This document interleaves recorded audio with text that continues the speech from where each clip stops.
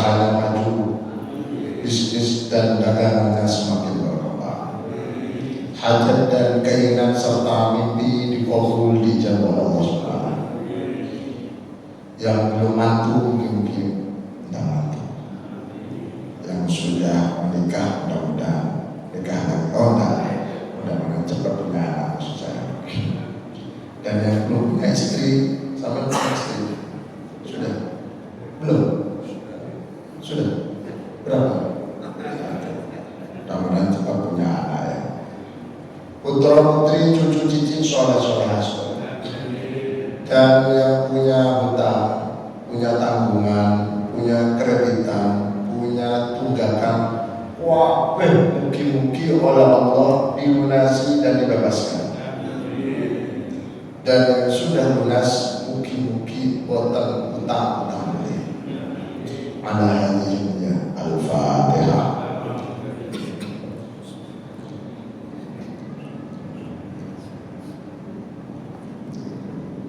Bismillahirrahmanirrahim. Alhamdulillahirabbil alamin. Nahmaduhu wa nasta'inuhu wa nastaghfiruhu wa na'udzu billahi min shururi anfusina wa min sayyiati a'malina. Man yahdihillahu fala mudilla lahu wa man yudlil fala hadiya lahu. Asyhadu an la ilaha illallah wahdahu la syarika lahu wa asyhadu anna Muhammadan abduhu wa rasuluhu la nabiyya ba'dahu. Allahumma shalli wa sallim wa barik ala sayyidina Muhammad wa ala alihi wa sahbihi ajma'in. Amma ba'du. Bapak-bapak, ibu-ibu hadirin rahimahumullah. Alhamdulillah malam ini kita semua dalam keadaan sehat. Alhamdulillah. Kita lanjutkan kajian hadis akam, hadis Sahih Bukhari, Sahih Muslim, al-muta'alliq bi ahkam ibadah yang berhubungan dengan amal ibadah wal muamalah dan muamalah. Malam ini kita sampai pada hadis Sahih Al-Bukhari dalam kitab Sahih Bukhari nomor 1852 dari sahabat Abdullah bin Abbas. Sering saya sampaikan Ibnu Abbas atau Abdullah bin Abbas itu satu di antara 4 sahabat yang namanya sama dan ilmunya mumpuni, tidak kalah dengan sahabat-sahabat yang senior. Namanya sama, Abdullah bin Abbas, dikenal Ibnu Abbas, pakar fikih dan hukum Islam. Abdullah bin Mas'ud dikenal dengan sebutan Ibnu Mas'ud, pakar tafsir dan Al-Quran. Abdullah bin Umar bin Al-Khattab, pakar hadis Ibnu Umar. Abdullah bin Amr bin Al-As, pakar sosial atau pakar akhlak. Karena namanya sama, oleh para ulama hadis disingkat menjadi Abadillah. Abdullah disingkat Abadillah. Jadi Bapak Ibu sekalian, kalau baca hadis, kitab-kitab hadis atau sejarah, ada tulisan rawahul Abadillah, berarti diriwayatkan oleh 4 orang yang bernama Abdullah bin Abbas, Ibnu Mas'ud, Ibnu Umar bin Khattab, Muhammad bin Anas. Alhamdulillah. Wa an Abdullah bin Abbas radhiyallahu anhu, lan saking sahabat Abdullah bin Abbas radhiyallahu anhu, anna mar'atan min Juhaina, satu wong wadon dari kampung Juhaina. Ini hadisnya Pak. Hadis itu mesti ada sababul wurud. Itu hadis. Kalau ayat namanya sababul nuzul. Untuk apa mengerti sababul wurud, sababul nuzul? Untuk mengetahui kronologi hadis itu muncul, ayat itu muncul. Sehingga ketika sudah tahu sabab kronologi munculnya, maka para mustahid, para ulama itu bisa memperkirakan arahnya hadis itu kemana, arahnya ayat itu kemana. Membantu seorang yang ingin memproduk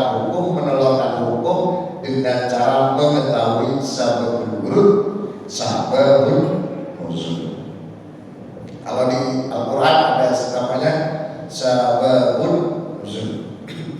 Contoh, dulu ada seorang laki-laki dalam hadis itu diceritakan sukanya menciumi wong ayu. Lek ke wong ayu diuber sampai kene diambungi ditinggal. Sampai seneng wong ayu. Lama-lama dia merasa berdosa. Dan orang itu ada fase bosan ya. Kenapa bosan? Ingin bertobat. Matur kepada Rasulullah. Singkatnya dia merasa berdosa banyak. Ayat Rasulullah diberitakan fal yatawadda wudu wa shalli rak'ataini dan sholat 2 rakaat. Yang kemudian dikenal dengan istilah sholat sunat taubat. Ketika orang itu diperintahkan demikian, malaikat Jibril datang untuk membawa ayat atau wahyu sebagai justifikasi terhadap sikap Rasulullah. Malaikat Jibril turun membawa surat Hud ayat 114. Wa aqimis sholata tarafain nahari wa zulafan minal lail innal hasanati yudhhibna as-sayyi'at dzalika dzikra lil-dzakirin. Poinnya sesungguhnya sholat itu poinnya itu dapat menghapus segala dosa. Yang kemudian memunculkan pertanyaan dari para sahabat senior termasuk Abu Bakar kepada Rasulullah terkait dengan ayat ini. Rasul, ayat ini diturunkan gara-gara ada orang laki-laki yang suka cium kemudian tobat. Ayat ini berlaku untuk orang itu ataupun berlaku untuk semua umat Islam yang pernah dosa dengan sholat sehingga bisa terhapus. Apa jawaban Rasulullah? Umum untuk semua. Yang kemudian dirumuskan dalam kaidah fikih. Rumusan kaidah fikihnya begini Pak. Halil ibratu bi khusus sababi au bi umumil lafzi. Apakah ayat itu diperuntukkan sesuai dengan kekhususan turunnya atau diumumkan sesuai dengan keumuman lafaznya? Maka diumumkan untuk semua orang. Artinya ketika ada orang berbuat dosa ingin taubat, sholat sunat taubat 2 rakaat minimal, dosa-dosanya hapus, dimaafkan dengan catatan taubatan nasuha alias ada ketekatan untuk tidak bolak-balik alias tomat. Sama ini kuatah tomat habis tobat kumat. Itu contoh sababun nuzul ayat. Sababul wurud hadis ini Pak ya. Dulu di kampung Juhainah itu enten wong wadon soge ayu rondo. Purun. Rondo wayu soge. Coba bayang no. Ketika dia menyadari dirinya mampu, dia mengatakan sama anaknya, "Nah, ibu tahun depan musim haji budan nanti haji." Berarti istilahnya janji. Lanjut, belum sampai bulan haji kan 3 Al-Hajju Ashhurum Ma'lumat. Haji itu di bulan-bulan tertentu yaitu 3 bulan. Dzulqa'dah, Dzulhijjah dan Muharram. Walaupun pelaksanaan hajinya cuma beberapa hari, mungkin 5-6 hari, 6 hari total. Rangkaian seremonialnya dan arba'in macam-macam itu yang menyebabkan lama. Nah, tahun depan ibu berangkat dilarang sebelum bulan Dzulqa'dah, sebelum pelaksanaan haji, ibu rondo wayu suki sedo budak kan di kuburan. Si anak sebagai anak yang berbakti, anak solehah karena perempuan Pak, merasa punya beban. Ibunya sudah janji ingin haji, matur pada Rasulullah. Ini hadisnya Pak. Jarak datang sopo imro'atun ila Nabi maring Nabi Muhammad sallallahu alaihi wasallam. Faqala ulil takon jauh ngucap sopo imro'atun wong wedok tadi anak sapa? Almarhumah. Rasul inna ummi satuhuni ibuku, umi itu kan ibu Pak. Umi itu artinya ibu kok mama. Umi nadarat itu janji sopo umi antah hujan ing haji. Falam tak hujan belum haji hatta mata sampai meninggal, belum sempat menunaikan ibadah haji. Terus kata si putri, si anaknya almarhumah, apa aku anha, bolehkah Rasulullah saya haji atas nama almarhumah? Nama haji Badan, haji Badan. Qala Rasulullah menjawab, "Na'am." Yes. Orang Malaysia tak belah. Tak belah. Puji haji yo sapa sira wadon anha saking gantine ibumu umi. Ini poin pertama.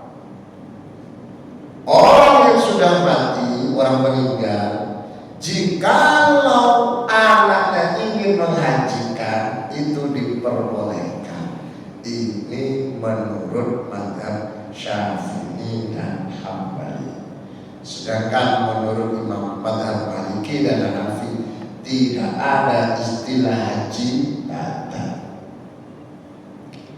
Syaratnya satu, membadai haji orang yang sudah meninggal. Satu syaratnya badannya yang hidup itu, yang menghajikan itu badannya itu harus sudah pernah haji. Kalau belum pernah haji nggak jadi, nggak bisa. Otomatis walaupun sudah dibayar, sudah hajikan, dia haji atas nama almarhum atau siapa, jadi haji untuk dirinya sendiri. Satu. Yang kedua syaratnya ini lah sing nakal, semua nakal. Yang pertama juga banyak yang nakal. Sekarang ini banyak orang yang belum haji minta batal haji. Ayo haji, padahal dirinya baru pertama terima haji. Gak jadi itu. Ini banyak sekarang. Yang lebih banyak lagi Pak, syarat yang kedua, dia harus hanya menerima satu orang. Satu orang. Saya batal haji untuk satu orang. Lah sama ke Pak, coba kata mumpung wonge gak krungu. Sekarang ustaz, kiai,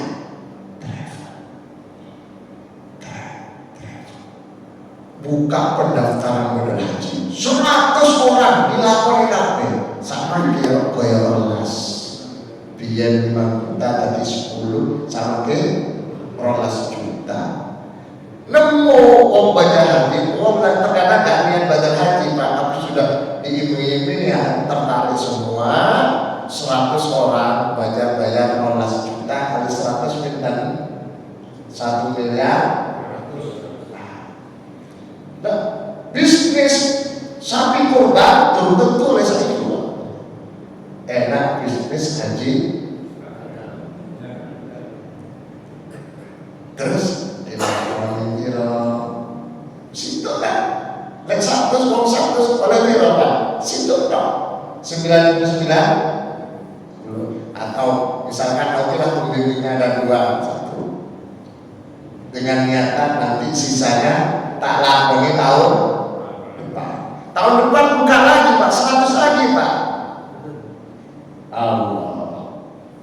Ya ngapun tekan roto, tapi dia semua nih. Ya perkara kontak kaum Protestan dulu, saya tidak menurut nyaman. Orang itu tidak masuk. Roto. Kau ngerti dia. Sampai tarik loro siji ae lho. Kalau makanya jangan besok kalau haji mau batalkan golek mukimin sing golongan mudura sing jujur. Wong mudura niku jujur, Pak. Kula baleni wong mudura sing mukimin jujur.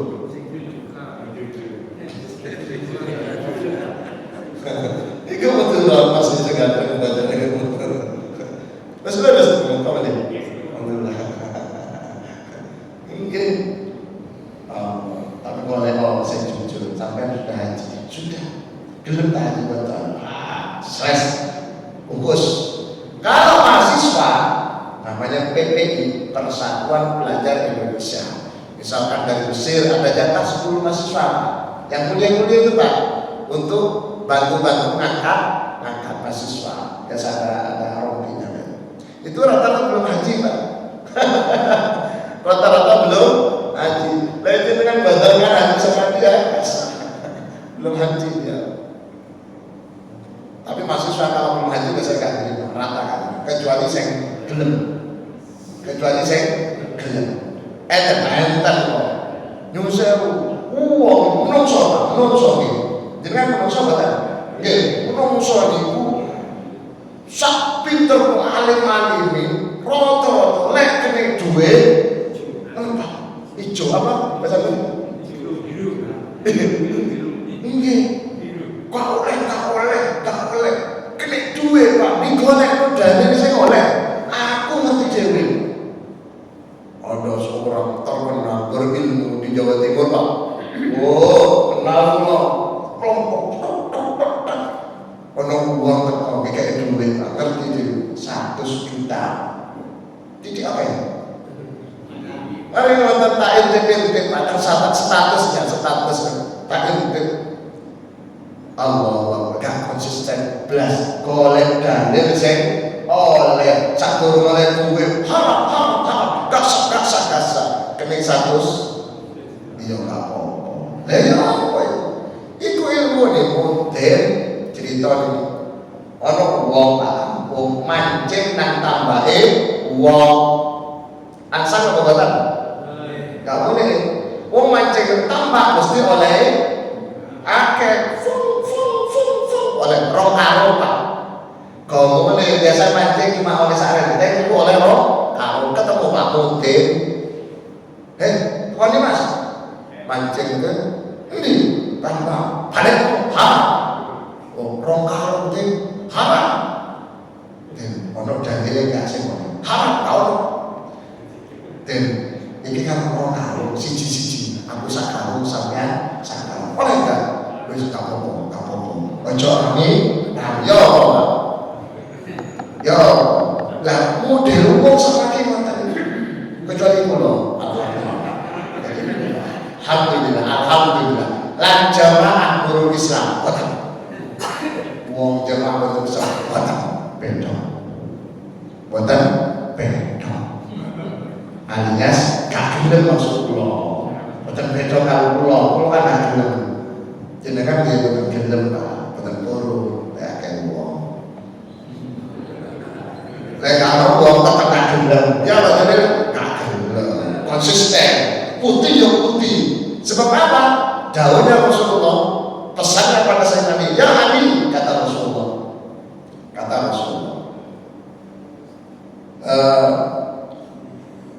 La yaqbalu Allahu sholata imri'in fi jawfihi luqmatul haram.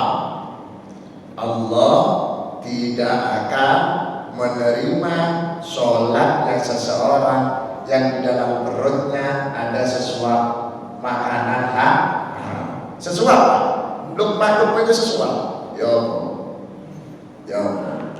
Kalau terkadang kata hadis ini kita dimusuhi sama kiai ustaz saya gelem dimusuhi itu. Ojo karang-karang. Kula jawab, bos, kula ngomong niki mesti berhadapan dengan orang yang baik-baik sing gak kenal. Lek aku ketemu sama maling wong sing gak kira nek hadis iki mesti tak lulu. Iya, sebesar apapun dosamu pasti Allah maafkan. Saya ceritakan ceritanya Wahsy. Ngerti Wahsy? Wahsy yang membunuh Hamzah. Saya kenal Hamzah. Saya ceritakan betapa dosa besar. Nah, itu. Tapi kalau orang baik-baik seperti ini, aja cerita Wahsy, Pak. Kalau perlu cerita rokok. Ah, tadi aja uti, Pak. Ah, tadi. Pun, kalau pandai Pak. Hadis ini menjadi dasar hukum pertama, bolehnya badal haji dengan dua syarat. Satu, yang membadal sudah haji. Yang kedua, badal haji hanya untuk satu orang.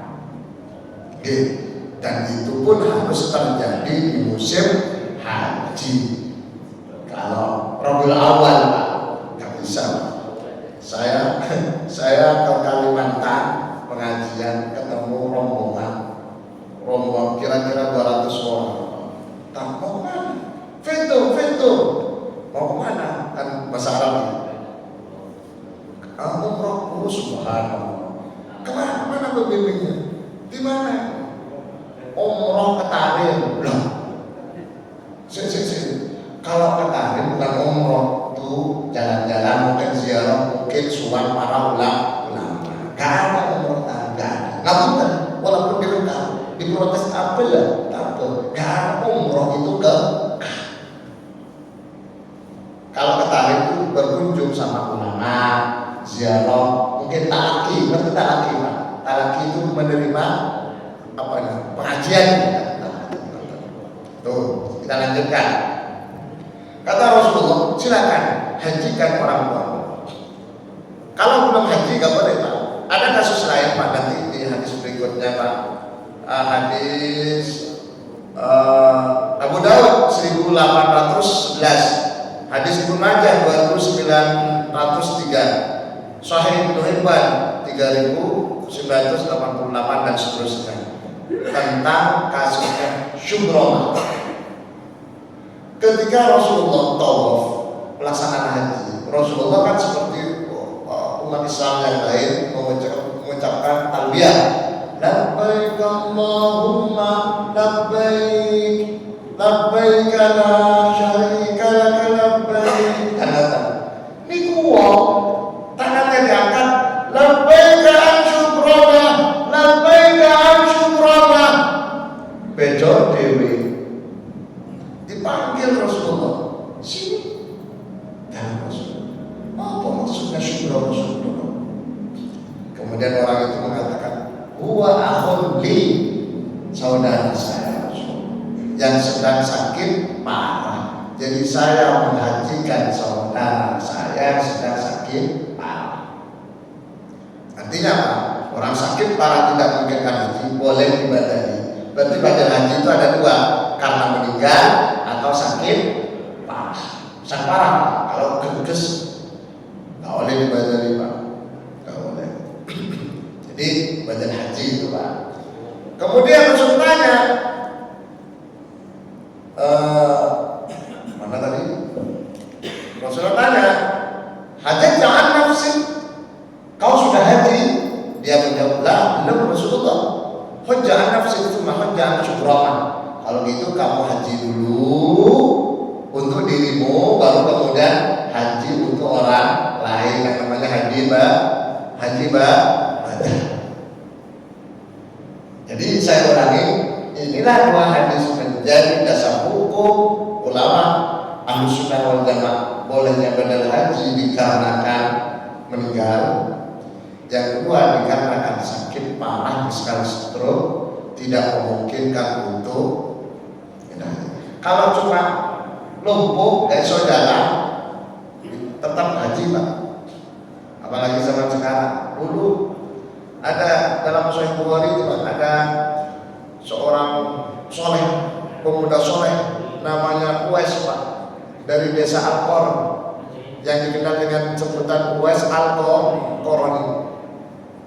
Sampai Rasul katakan sendiri dalam Bukhari Pak, khairut tabi'in Uwais, sebaik-baiknya tabi'in, sesoleh-solehnya tabi'in adalah Uwais Al-Qarani. Jadi Uwais itu seorang pemuda yang beriman pada Allah dan Rasulnya, hidup semasa dengan Rasulullah, namun belum sempat berjumpa dengan Rasulullah dikarenakan sibuk ngurus ibunda tercintanya yang lumpuh, yang sudah tua. Nah, Uwais Al-Qarani itu ngurus ibunya Pak. Satu saat ibunya ngomong Pak, nah ibu mau haji. Kaget Uwais, karena Uwais gak punya biaya, gak punya kendaraan. Ibunya pengen haji. Sebagai anak yang pengen berbakti pada orang tuanya Pak, Uwais ceritanya ini Pak, sejarah berusaha bagaimana ibu supaya ibunya. Ayah punya pikiran, tak gendong kemana-mana teman.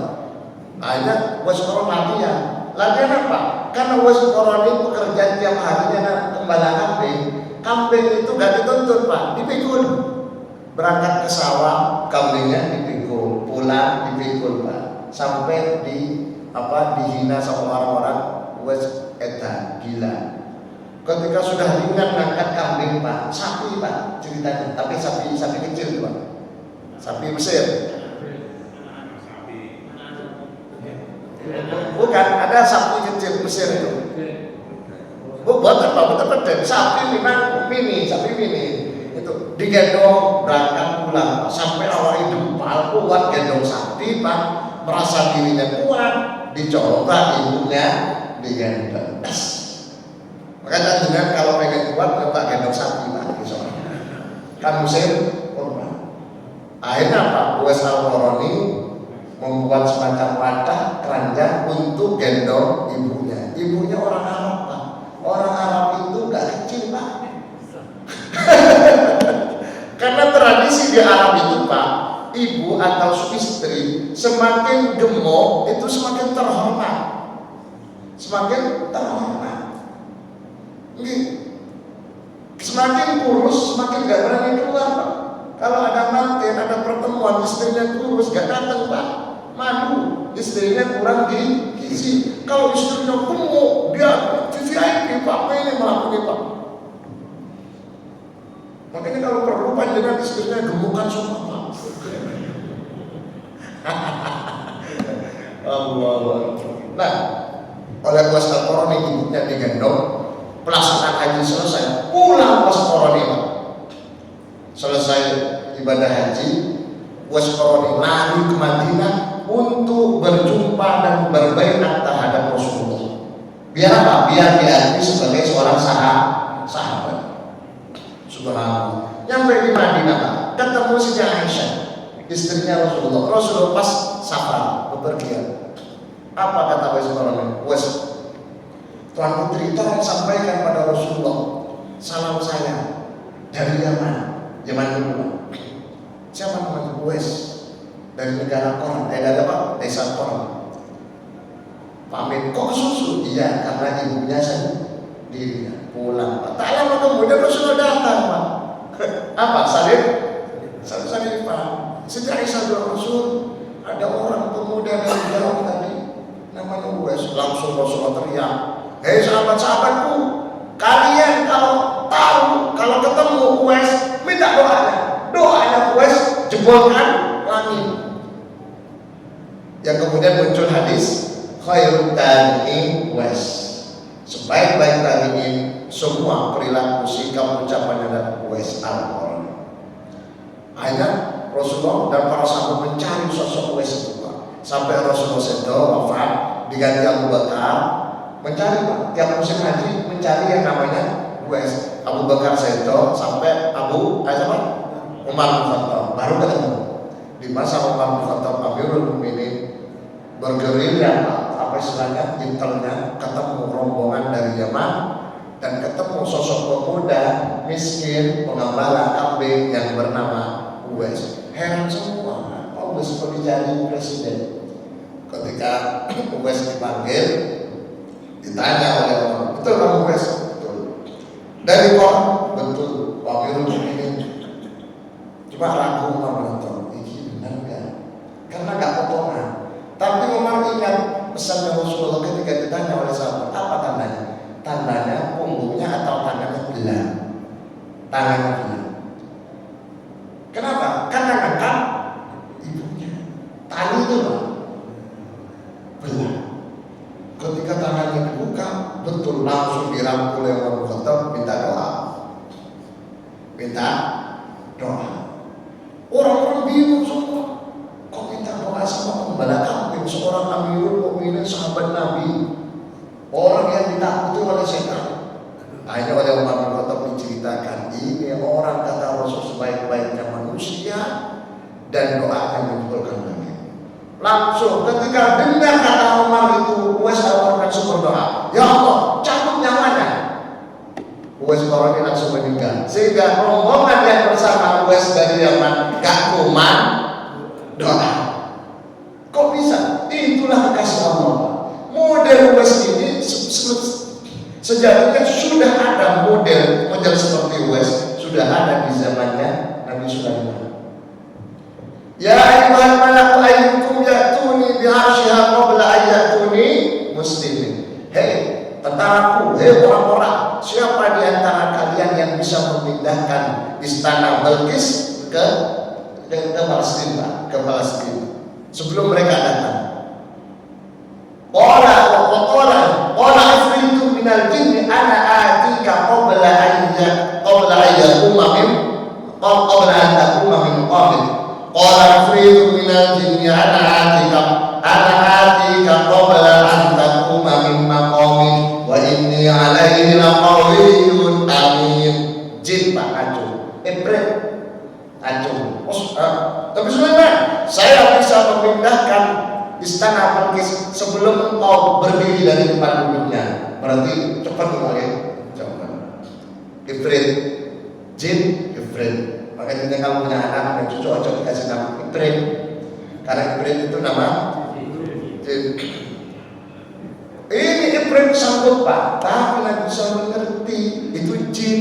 Nabi Sulaiman tidak mau berhutang budi pada jin. Itu pelajaran Pak. Ini pelajaran dari Nabi Sulaiman. Akhirnya Nabi Sulaiman coba, adakah di antara kalian yang lebih cepat memindahkan istana Balkis daripada jin?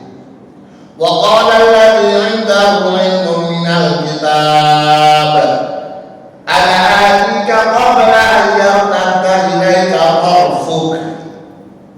Ya Allah, saya Nabi Sulaiman, kata sosok alim orang soleh yang berilmu, saya bisa memindahkan istana Ratu Balkis sebelum kau berkedip. Nah, cepat pedih, cepat mana?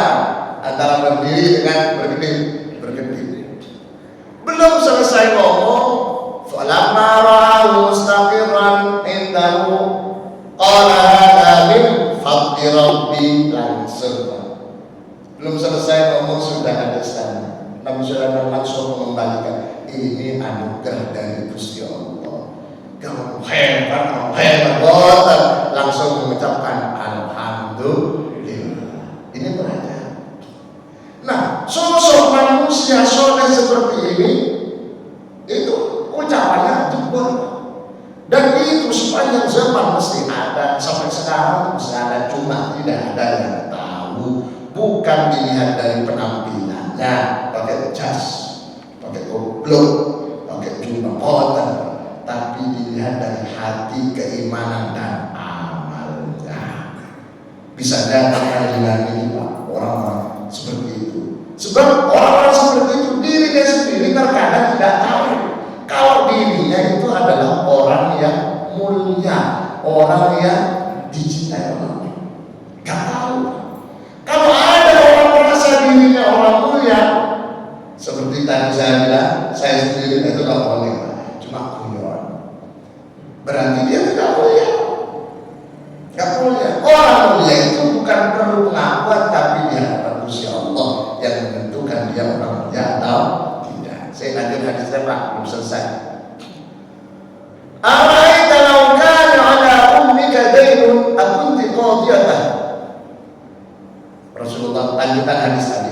kan dia mau haji untuk orang tuanya sudah meninggal. Rasul katakan, bukankah saat ibumu punya hutang, kamu yang nanggung hutangnya? Betul Rasul. Apa kata Rasul? Uktullah fallahu ahqqu bil wafa. Sauri hutang pada Allah. Karena Allah lebih berhak untuk disauri. Ini pelajaran dikembangkan pelajarannya Pak. Kalau ada orang meninggal, Pak, kalau ada orang meninggal, yang diurus pertama kalinya adalah hutangnya. Wong terkadang beda, kalau sudah meninggal langsung tahlilan makan. Nah ini makan-makannya itu Pak. Roto-roto wong Surabaya yang meninggal, biaya tahlilan diambilkan dari biayanya almarhum. Tahu nih? Duit almarhum itu otomatis asbah tirkatan, jadi tirkah kalau dalam syariat. Tirkah itu adalah campuran antara harta warisan dengan piutang yang harus disaurikan. Sehingga yang harus diurus pertama kali Pak, hutangnya almarhum. Janjinya dulu pernah janji mau membelikan surban sama Ustaz Nasir yang ngaji Rebu kedua itu, misalkan janjinya begitu Pak, keburu seto, itu anaknya harus janji. Selesai semua janji, nada, hutang selesai, maka harta yang sisanya itu namanya maurus, harta warisan, dan dibagi warisan. Ada bani tak mau kita juga.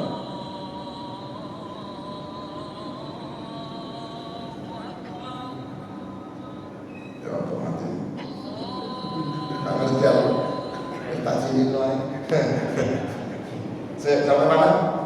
Berapa? Warisan. Jadi warisan itu harus selesai dulu Pak. Cuma Surabaya buatan penting.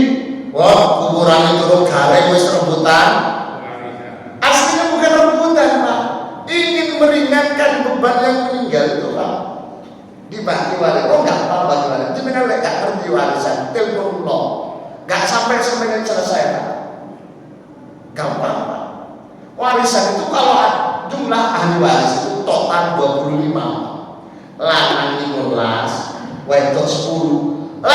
Ada semua, maka yang mendapatkan warisan itu hanya istri garis miring suami, tergantung yang meninggal, terus anak, terus orang tua. Itu perlu Pak. Ahli waris itu kalau ada semua, istri atau suami, tergantung yang meninggal. Kalau suaminya yang meninggal, maka yang hidup istrinya.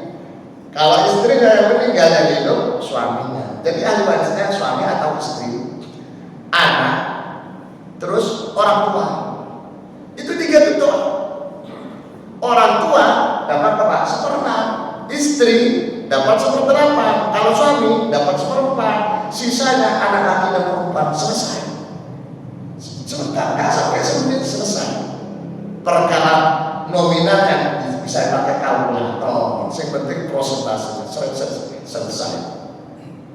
Perkara setelah diwaris selesai semuanya, ngomong si anak, Pak Ustadz, bagianku tak keno ibu kabeh, sakno ibu ditinggal bapak. Enggak apa-apa itu Pak, dikeno ibu kabeh. Tapi yang penting pertama kali harus dibagi secara syariat. Wa man lam yahkum bima anzalallahu fa ulaika humul kafirun. Wa man lam yahkum bima anzalallahu fa ulaika humul zalimun. Wa man lam yahkum bima anzalallahu fa ulaika humul fasiqun. Kafir, zalim, fasik. Jadi gak boleh warisan itu langsung kesepakatan bagi roto, gak boleh. Harus dibagi secara syariat Islam. Setelah didoakan selesai diputuskan, baru kemudian misalkan ada musyawarah seperti itu nggak apa-apa. Yang penting secara syar'i dulu. Jadi itu prosesnya Pak. Harus setelah dibagi, misalkan sudah dibagi harta yang ada dibuat untuk beli beras. beras, beli daging, beli kucur, beli apa? Ote-ote, boleh karena sudah ditagih aman. Turun apa seperti Pak? Nggak boleh Pak. Nah itu cuma belum terbiasa katanya itu. Sebab apa ilmu pekewo Pak? Kalau ngurus warisan mesti dirasani wong. Kuburan turun kare, iki apa? Banyu ini turun kering, banyu jenazah turun kering terus ngurus warisan. Padahal niatnya baik, cuma tanggapannya menjadi tidak baik. Bunyi selesai. Subhanallah wa bihamdika, asyhadu an la